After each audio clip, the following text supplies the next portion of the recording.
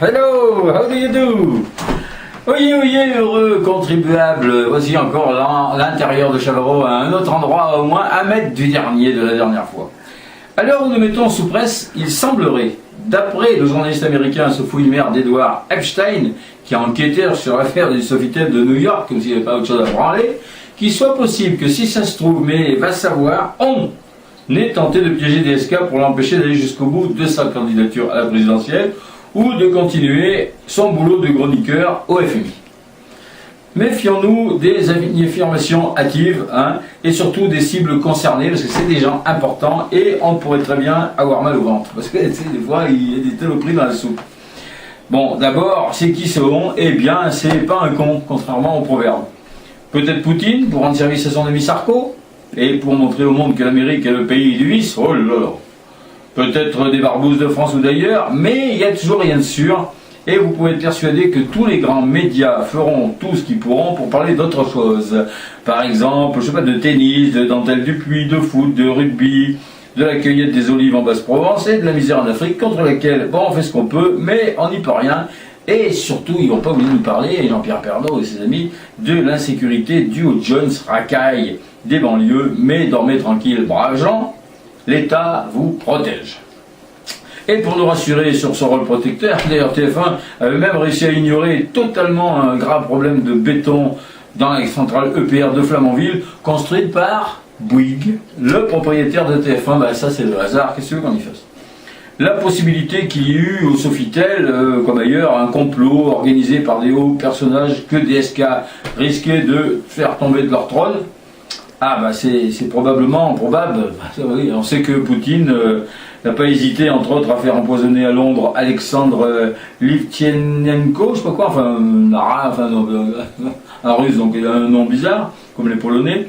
Enfin le mec il était trop proche des Tchétchènes, il dénonçait les magouilles, enfin bon c'était pas bien clair. Son Altesse Vladimir était pas content. Il avait même fait, je crois, assassiner, mais il n'y a rien de sûr, la journaliste et opposante russe Anna Politkovskaya, encore une nana, je veux dire qu'on se demande si c'est fouté, enfin bref. Mais il ne faut pas dire trop fort, parce qu'en Russie, comme un peu en Italie ou en France, eh ben, il ne faut pas parler trop fort si on ne veut pas mal finir.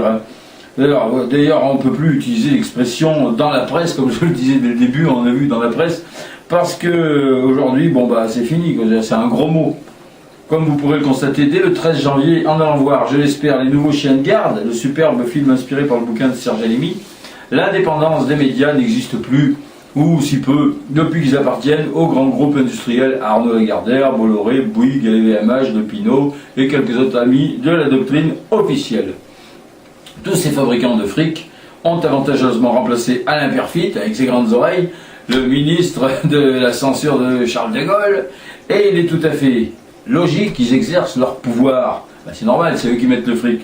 D'ailleurs, il le dit sans honte, François-Olivier Gisbert. Ah ben, dans le film, vous le verrez.